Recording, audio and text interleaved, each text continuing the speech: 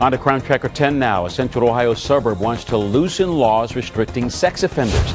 Upper Arlington passed tough laws in 2008 to protect kids from convicted offenders, but now they're considering scaling back on that. We're live in Upper Arlington with 10 TV's Ashley Berry with more on the motivation behind this move. Ashley?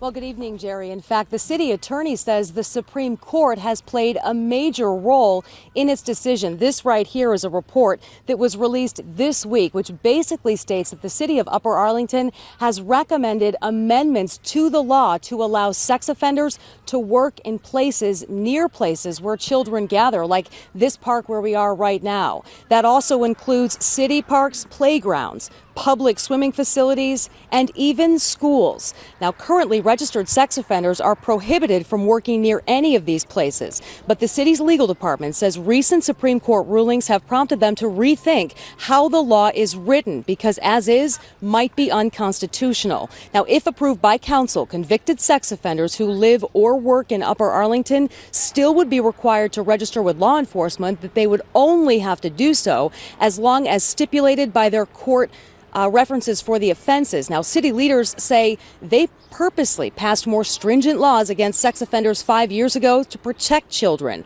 And the city attorney is reassuring the community tonight, saying these recommendations will continue to do the same. What you don't want to happen is to enforce a law that ends up being overturned as being unconstitutional. That doesn't make your community safe. Making sure your laws are in place, that when you pursue them or enforce them, that they're upheld, is the best way to keep your community safe. Now, if the public wants to weigh in on this, they will have a chance coming up next Monday in council chambers. Reporting live in Upper Arlington, Ashley Berry, 10 TV News. Thanks, Ashley. And you can read more about this story in this week's community newspapers.